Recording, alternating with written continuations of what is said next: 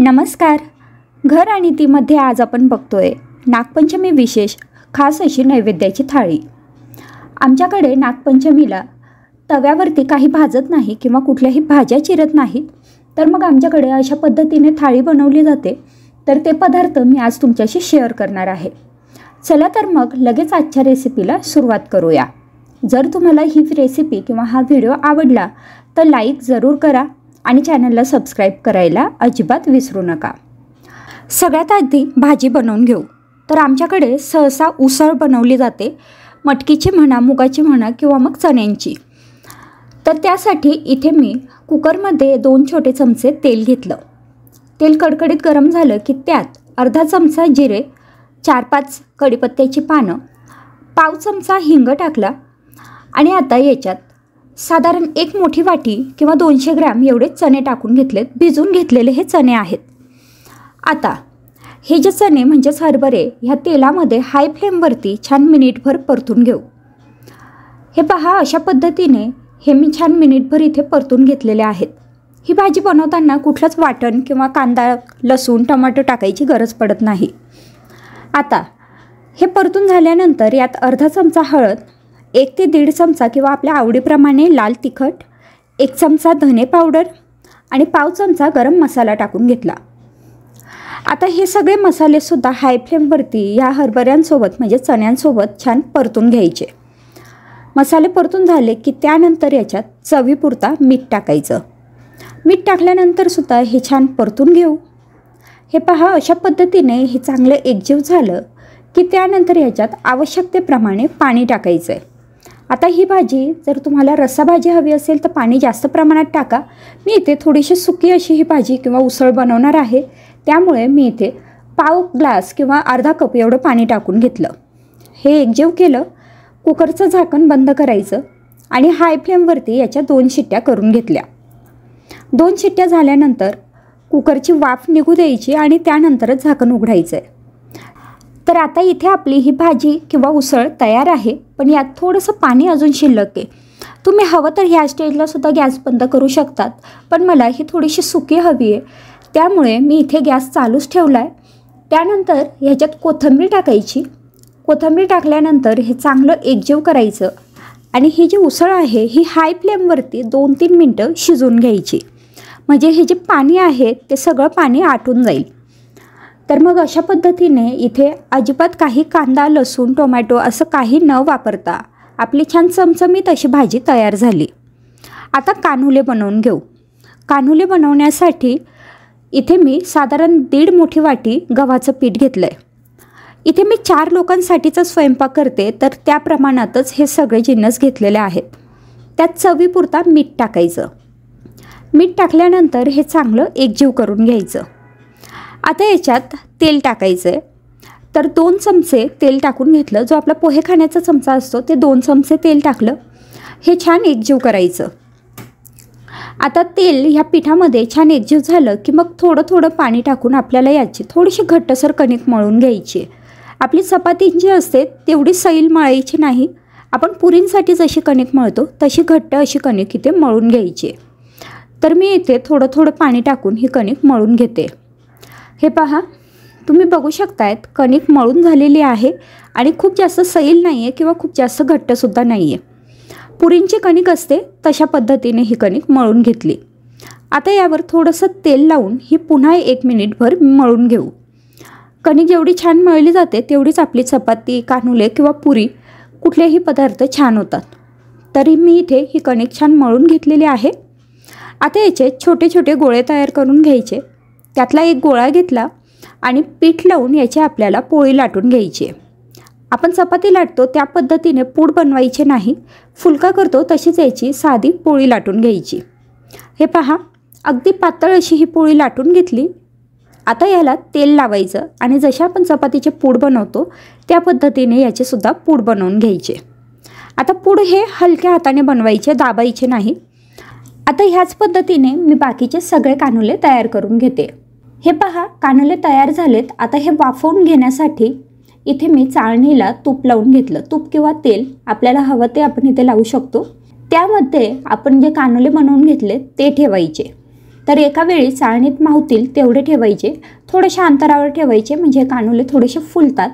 आता गॅसवरती मी पाणी गरम करायला ठेवलं आहे. ह्या कढईवरती आपण जे कानुले ठेवलेली चाळणी होती ती ठेवायची, वरून एखादं ताट झाकायचं आणि हे कानुले 10 मिनटं आपल्याला हाय फ्लेमवरती शिजून घ्यायचे.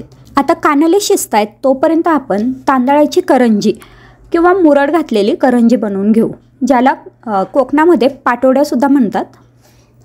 तर त्यासाठी इथे मी 1 कप पाणी गरम करायला ठेवलं. त्यात चवीपुरता मीठ टाकायचं. आता पाणी छान उकळू द्यायचं आहे. यातच आपल्याला 1 चमचा तूप टाकायचं आहे. तूप टाकल्यानंतर पाण्याला छान खळखळ उकळी येऊ द्यायची. हे पहा, पाणी चांगलं उकळलं आहे. आता याच्यात आपल्याला तांदळाची पिठी टाकून घ्यायची. 1 कप मी इथे तांदळाची पिठी घेतली आहे. आता तांदळाची पिठी पाण्यात टाकल्यानंतर लगेच गॅस बंद करायचा आणि हे जे पीठ आहे हे या पाण्यात छान एकजीव करून घ्यायचं. आणि आता आपल्याला हे 10 मिनटं असंच राहू द्यायचं आहे. तोपर्यंत आपण सारण बनवून घेऊ. तर त्यासाठी कढईमध्ये 2 छोटे चमचे तूप घेतलं. यात आपल्याला ओलं नारळ किंवा ओलं खोबरं टाकून घ्यायचं आहे. हे खोबरं तुम्ही किसून घेऊ शकता किंवा मिक्सरमधनं असं बारीक केलं तरी चालेल. तर हे ओलं खोबरं ह्या तुपामध्ये चांगलं परतून घ्यायचं आहे. इथे मी मिनिटभर हाय फ्लेमवरतीच हे खोबरं तुपात छान परतून घेतलं, म्हणजेच हा नारळाचा किस परतून घेतला. त्यानंतर याच्यात गूळ टाकायचा आहे. तर जेवढा हा नारळाचा किस आहे त्याच्या निम्मे तरी गूळ आपल्याला इथे वापरायचा आहे. तुम्ही हवं तर गुळाचं प्रमाण कमी जास्त करू शकतात. तर 1 वाटी हा नारळाचा किस होता, त्यासाठी अर्धी वाटी मी इथे किसून घेतलेला किंवा बारीक चिरून घेतलेला गूळ वापरलेला आहे. आता हे मिश्रण आपल्याला चांगलं परतून घ्यायचं आहे. लो फ्लेमवरतीच आपल्याला हा गूळ वितळेल आणि हे मिश्रण छान शिजेल इथपर्यंत परतून घ्यायचं. तर हे पहा, साधारण 3-4 मिनटं परतून घेतल्यानंतर हे जे ओल्या नारळाचं मिश्रण किंवा सारण आहे हे छान शिजलेलं आहे. आता याच्यात थोडीशी वेलची पावडर टाकून घेतली, साधारण पाव चमचा, आणि पुन्हा हे चांगलं एकजीव केलं. आता गॅस बंद करायचा आणि हे थोडंसं कोमट होऊ देऊ. तोपर्यंत आपली जी उकड आहे तीसुद्धा छान तयार झालेली आहे. ही उकड मी ताटात काढून घेतली आहे. ती थोडीशी कोमट झालेली आहे. आता ही आपण चांगली मळून घेऊ. तर ही उकड मळण्यासाठी हाताला तुम्ही पाणी लावून घेऊ शकतात किंवा मग थोडंसं हातावरती तूप टाकायचं, ते हाताला चांगलं चोळायचं आणि त्यानंतर ही उकड छान मळून घ्यायची. तर हे मळत असताना साधारण 5 ते 10 मिनटं तरी ही छान मळून घ्या, म्हणजे ही जी उकड आहे ती अतिशय छान याचा गोळा तयार होईल. हे पहा, तुम्ही बघू शकताय इथे हा गोळा आता छान तयार झालेला आहे. आता मी याचे छान छोटे छोटे गोळे तयार करून घेते. आपल्याला या ज्या करंज्या आहेत त्या किती मोठ्या किंवा छोट्या आकारात बनवायच्या आहेत त्या अंदाजाने तुम्ही हे गोळे तयार करू शकता. मी इथे 1 कप तांदळाच्या पिठापासून साधारण ह्या 10 करंज्या तयार केलेल्या आहेत. तर अशा पद्धतीने छोटे छोटे मी इथे 10 गोळे तयार करून घेतले. आता यातला एक गोळा घ्यायचा, तो हातावरती चांगला मळून त्याला तांदळाचं पीठ लावून लाटून घ्यायचा. तर आपण जशी पुरी लाटतो त्याच पद्धतीने हा गोळा लाटून घ्यायचा आहे. पण ही जी पुरी आहे ती अगदी पातळ अशी लाटायची, शक्य होईल तेवढी पातळ करायची. तर हे पहा, मी पातळ अशी पुरी लाटून घेतली. त्यानंतर आपण जे सारण बनवून घेतलेलं होतं ते साधारण 2 चमचे मी या पुरीवरती ठेवून घेतलं. आता या सारणाला छान व्यवस्थित असा आकार देऊन घ्यायचा, म्हणजे आपल्याला ह्याची करंजी बनवायला अगदी सोपं होईल. आता आपण जशी एरवी करंजी फोल्ड करतो तशाच पद्धतीने ही फोल्ड करायची आणि याचे जे काठ आहेत ते व्यवस्थितपणे बंद करून घ्यायचे. आपली उकड चांगली झालेली असली तर ही जी करंजी आहे ही अजिबातच कुठे फाटत नाही, व्यवस्थित ही करंजी तयार होते. आता करंजी तयार आहे, हिला मी इथे मुरड घालून घेते. तुम्हाला जर ही प्रोसेस स्किप करायची असेल तर तुम्ही आपला जो काटे चमचा असतो त्याच्याने ह्याच्या काठांना थोडंसं दाबून घेतलं तरी चालेल. छान सुंदर असा आकार तयार होईल. बऱ्याचदा ही जी करंजी किंवा ह्या ज्या पाटोळ्या आहेत ह्या हळदीच्या पानावरती बनवल्या जातात, पण माझ्याकडे हळदीचं पान अवेलेबल नव्हतं, त्यामुळे मी ह्या आता केळीच्या पानावर वाफवून घेणार आहे. तर हे पहा, अशा पद्धतीने मी ह्या करंजीला छान मुरड घालून घेतली आहे, तुम्ही बघू शकताय.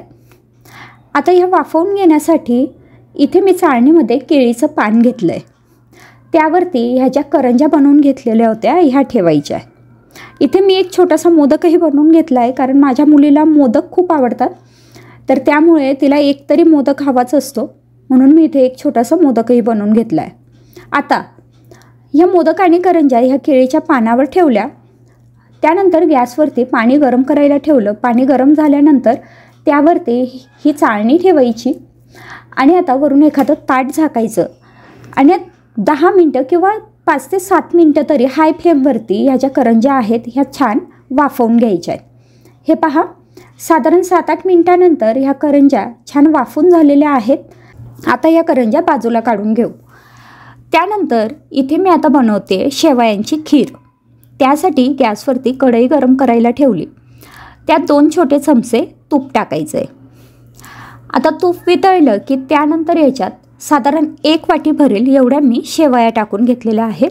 या शेवया अशा चुरून टाकायच्या, म्हणजे भाजतानाही त्या व्यवस्थित भाजल्या जातात आणि त्या खिरीमध्ये अगदी व्यवस्थित एकजीव होतात. तर हे पहा, शेवया टाकून घेतल्यानंतर या आपल्याला मध्यम गॅसवरती तुपात परतून घ्यायच्या आहेत. छान सोनेरी रंगावर येतील इथपर्यंत परतून घ्यायच्या. या शेवया नसतील तर बाजारात डायरेक्ट भाजलेल्या शेवया मिळतात, त्यासुद्धा तुम्ही इथे वापरू शकतात. तर शेवया छान परतून झालेल्या आहेत, तुम्ही बघू शकताय. आता याच्यात अर्धा लिटर मी म्हशीचं दूध टाकून घेते. हे दूध घट्ट असतं त्यामुळे खिरीला चव छान येते.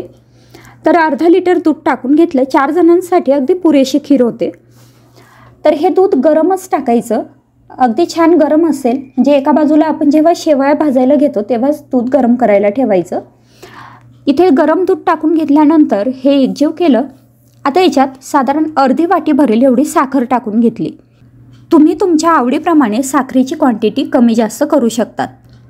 साखर टाकल्यानंतर हे पुन्हा छान एकजीव करायचं. आता ही जी खीर आहे ही आपल्याला छान उकळून घ्यायची.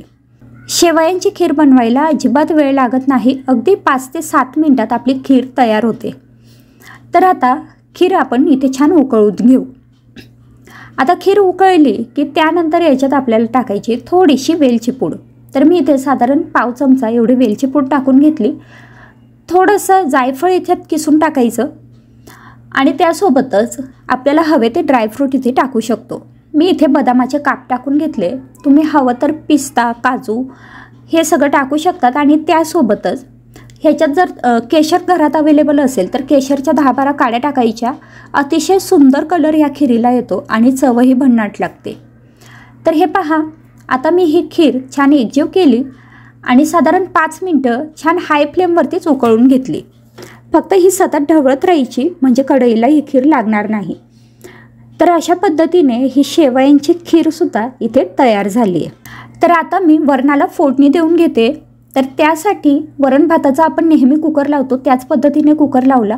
वरणाला फोडणी देण्यासाठी एका भांड्यामध्ये 2 छोटे चमचे तेल घेतलं. तेल गरम झाल्यानंतर त्यात अर्धा चमचा जिरं टाकायचे. ह्यासोबतच थोडंसं हिंग पण टाकायचं. 7-8 कढीपत्त्याची पानं आणि 1 ते 2 हिरव्या मिरच्या अशा मोठ्या काप करून टाकून घेतल्या आहेत. आता हे चांगलं तेलामध्ये परतून घ्यायचं. हे पहा, हे छान परतून झालं की त्यानंतर याच्यात अर्धा चमचा हळद टाकली. हळदसुद्धा परतून घेतली. त्यासोबतच थोडीशी कोथिंबीर टाकायची. आता हे सगळं परतून झालं की त्यानंतर शिजवून घेतलेली डाळ मी इथे टाकून घेतली. तर ही डाळ आपल्याला आधी घोटून घ्यायची आहे. तर घोटून घेतलेली डाळ टाकली. त्यानंतर आवश्यकतेप्रमाणे पाणी टाकायचं. मी साधारण अर्धा ग्लासवरून पाणी टाकून घेतलं. आता हे चांगलं एकजीव करायचं. त्यानंतर चवीपुरता मीठ टाकायचं आणि हाय फ्लेमवरतीच हे वरण छान उकळून घ्यायचं. तर इथे मी साधारण 5 मिनटं हे वरण उकळून घेते. हे पहा, तर अशा पद्धतीने आपलं हे जे वरण आहे फोडणीचं वरण ते सुद्धा इथे तयार झालं आहे. तर आजच्या स्वयंपाकात आपण कुठेच काही चिरलेलं नाही आहे किंवा तव्यावरती काही भाजलेलं नाही आहे. तर इथे आता स्वयंपाक तयार आहे. आता मी ताट वाढून घेते. तर नेहमीप्रमाणे ताटाला मीठ, लिंबू लावला. त्यासोबतच थोडासा भात आणि भातावरती थोडंसं वरण. चण्यांची जी आपण सुकी भाजी बनवून घेतलेली होती ती ठेवली. एका वाटीत वरण आणि एका वाटीत छान शेवयांची खीर घेतली. खिरीवरती पुन्हा आपण इथे ड्रायफ्रूट टाकू शकतो. आता इथे छान कानले ठेवले. त्यासोबतच मुरड घालून घेतलेली जी करंजी किंवा पाटोळ्या होत्या त्या ठेवल्या. तर अशा पद्धतीने हा आपला नागपंचमीसाठीचा नैवेद्य इथे तयार झालेला आहे. जर तुम्हाला ही रेसिपी थोडी जरी आवडली असेल तरीसुद्धा लगेचच लाईक करा आणि अजूनही चॅनलला सबस्क्राईब केलेलं नसेल तर प्लीज सबस्क्राईब करा. आणि हो, ही रेसिपी तुमच्या मित्रमैत्रिणींसोबत शेअर करायला अजिबात विसरू नका.